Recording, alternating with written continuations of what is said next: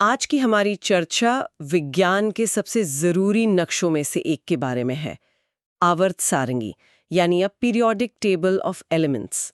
हमारे पास 10वीं कक्षा की विज्ञान की किताब का एक अध्याय है, लेकिन हम इसे किसी किताब की तरह नहीं बल्कि एक जासूसी कहानी की तरह देखेंगे। कहानी है कि कैसे इंसान ने प्रकृति के बिखरे हुए सुरागों को जोड़कर एक ऐसा पैटर्न खोज निकाला जो कायनात के हर कोने में सच है। बिल्कुल। ये कहानी सिर्फ तत्वों की लिस्ट बनाने की नहीं है, बल्कि उस छुपे हुए नियम को समझने की है जिस पर पूरी केमिस्ट्री टिकी है। सफर शुरू होता है एक बहुत ही बुनियादी सवाल से, ये दुनिया किन चीजों से बनी है?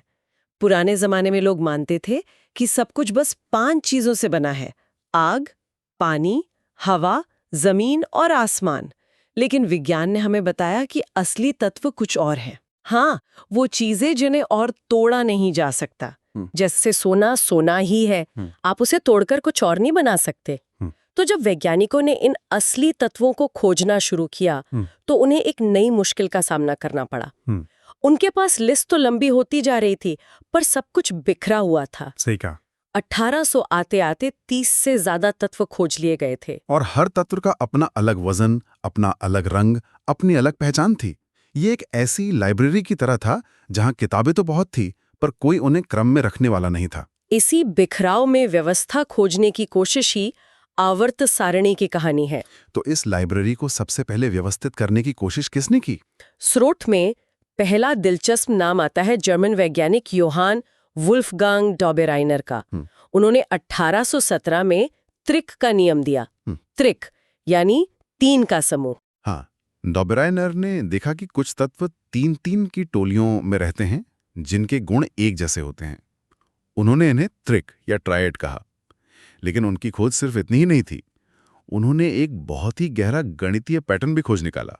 अच्छा, तो ये सिर्फ गुणों की समानता नहीं थी, बल्कि उनके परमाणु भार में भी कोई राज छिपा था। बिल्कुल।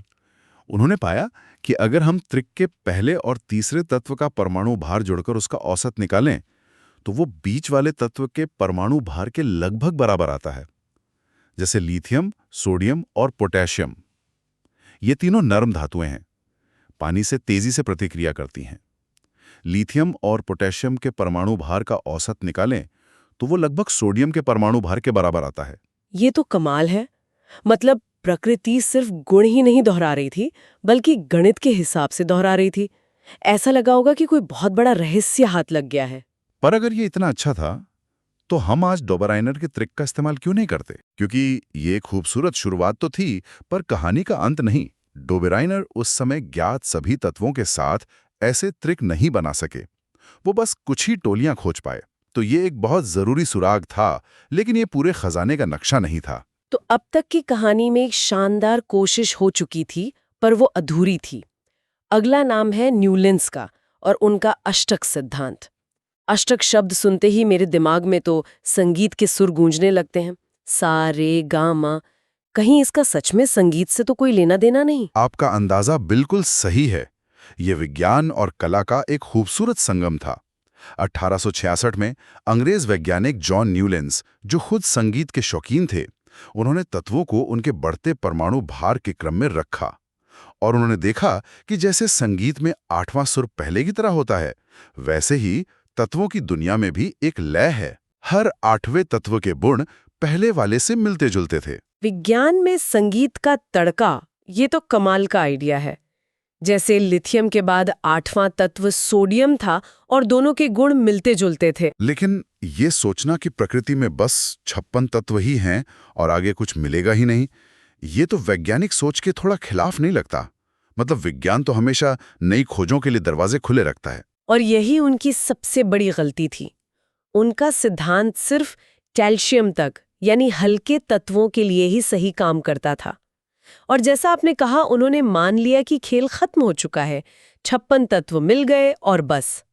उन्होंने भविष्य की खोजों के लिए कोई जगह ही नहीं छोड़ी। बल्कि अपनी सारणी में चीजों को फिट करने के लिए उन्होंने कोबाल्ट और निकेल जैसे 2 अलग-अलग गुण वाले तत्वों को एक ही डिब्बे में ठूस दिया। तो अब तक की कहानी में 2 शानदार कोशिशें हो चुकी थीं, पर दोनों में कुछ न कुछ कमी थी।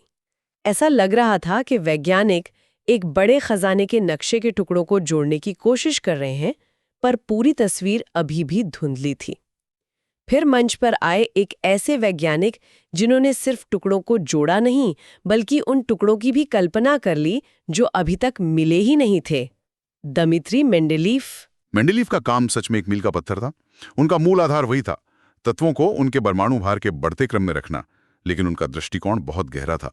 उन्होंने सिर्फ वजन नहीं देखा, बल्कि हर तत्व के रासायनिक चरित्र पर ध्यान दिया, खासकर कि वो ऑक्सीजन और हाइड्रोजन के साथ कैसे यौगिक बनाते हैं। किया ये सिर्फ सारणी में खाली जगह छोड़ना नहीं था, ये विज्ञान के भविष्य पर एक दांव लगाने जैसा था। उन्होंने कहा, यहाँ एक तत्व होगा और मैं तुम्हें बता सकता हूँ कि वो कैसा दिखेगा। ये विज्ञान को भविष्यवाणी की ताकत दे रहा था। बिल्कुल। उन्होंने जबरदस्ती तत्वों को गलत जगह नहीं रखा। अगर कोई तत्व गुणों के हिसाब से फिट नहीं हो रहा था, तो उन्होंने हिम्मत दिखाई और कहा कि यहाँ एक खाली जगह है, यहाँ एक ऐसा तत्व आएगा जिसकी खोज अभी नहीं हुई है। उन्होंने संस्कृत के शब्द एका का इस्तेमाल करके उनका नाम भी रख दिया, जैसे एका एल्यूमिनियम और एका सिलिकॉन। एक मिनट रुकिए, इस बात को जरा समझते हैं।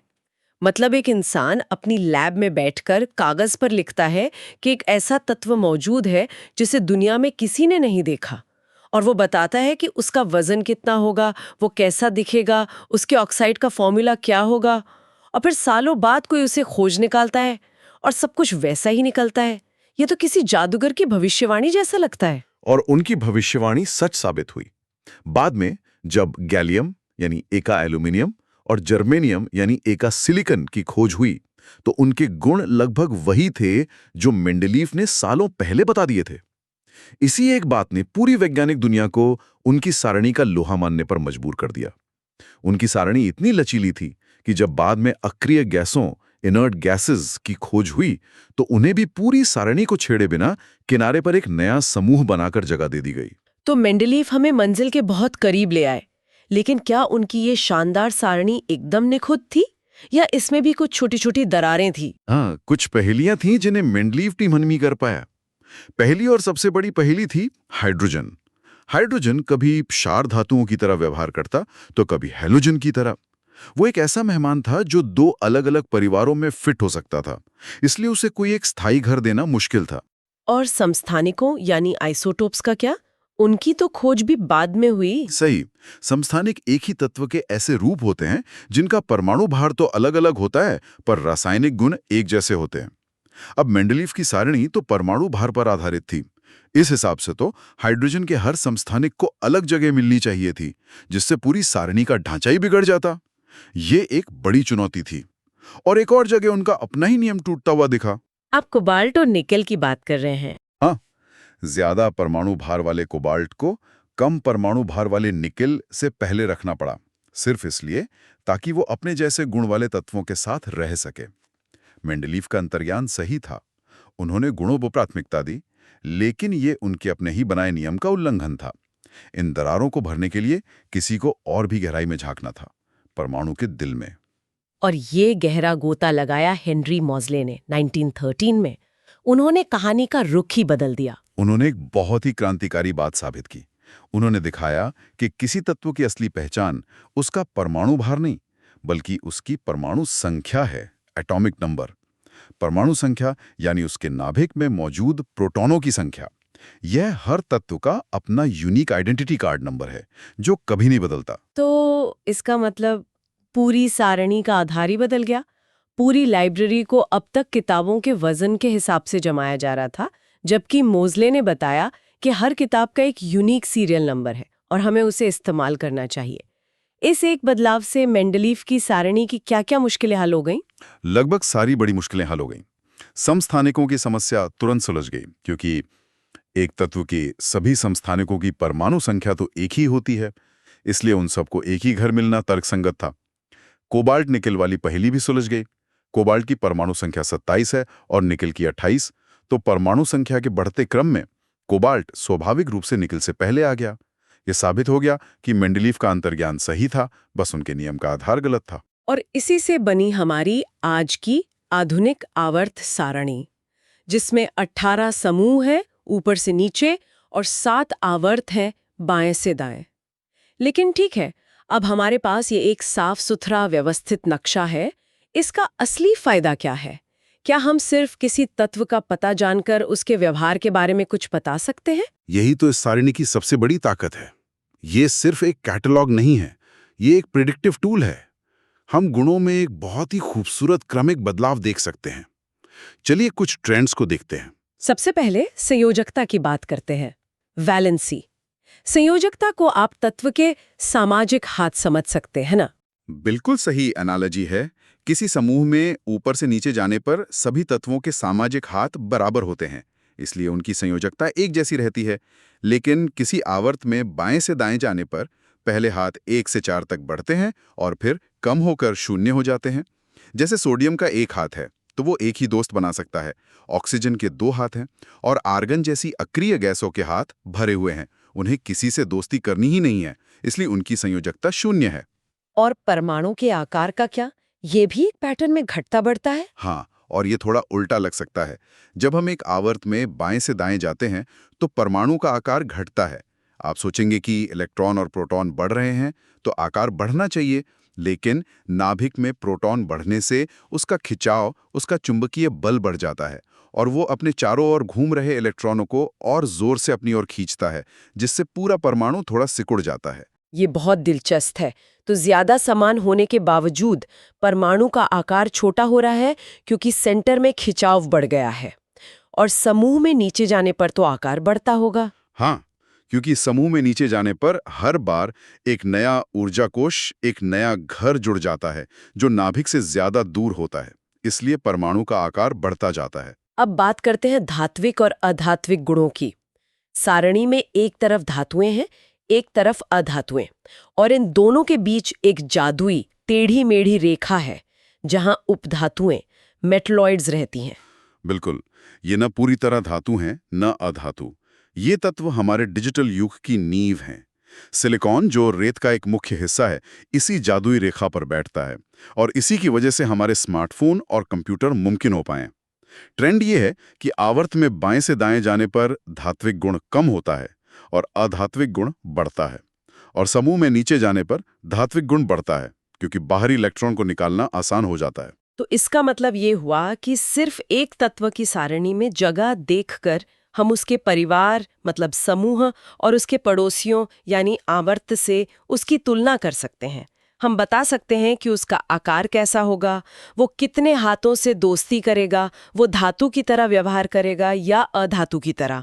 ये तो वाकई में रसायन विज्ञान की भाषा का व्याकरण है। आपने बिल्कुल सही कहा, ये हमें तत्वों की भाषा सिखाता है। तो प्राचीन काल के 5 तत्वों की धारणा से लेकर डॉबेराइनर के गणितीय सुराग, न्यूलैंड्स के संगीत और मेंडलीव की भविष्य बताने वाली दूरदर्शिता से होते हुए हम मोज़ले की आधुनिक आवर्त सारणी तक पहुंचे। ये सफर दिखाता है कि विज्ञान कैसे काम करता है, बिखरी हुई जानकारी में पैटर्न खोजता है, नियम बनाता है, उनकी सीमाओं को पहचानता है और फिर बेहतर नियम बनाता है। और ये समझना महत्वपूर्ण है कि ये सारणी सिर्फ एक चार्ट नहीं है, ये प्रकृति के नियमों का एक नक्शा है जो हमें परमाणुओं की दुनिया को समझने में मदद करता है। तत्वों के गुणों की ये लय, ये आवर्तीता, उनके इलेक्ट्रॉनिक विन्यास की पुनरावृत्ति के कारण होती है, जो इसे और भी ज्यादा मौलिक और सुंदर बनाती है। और इसी के साथ हम सोचने के लिए एक विचार छोड़ जाते हैं। आज की सारणी में 118 तत्व हैं। इनमें से कई आखिरी तत्व इंसान ने प्रयोगशाला में बनाए हैं और वे 1 सेकंड के छोटे से हिस्से के लिए ही अस्तित्व में रहते हैं। क्या भविष्य में हम इस सारणी की सीमाओं को और आगे बढ़ा पाएंगे? और अगर हाँ, तो क्या वे नए बेहद भारी तत्व भी इन्हीं नियमों का पालन करेंगे? या फिर किसी बिंदु पर आकर भौतिकी के नियम इतने बदल जाएंगे कि ये खूबसूरत पैटर्न टूट जाएगा और हमें व्यवस्था को समझने के लिए एक बिल्कुल नए नक्शे की जरूरत पड़ेगी?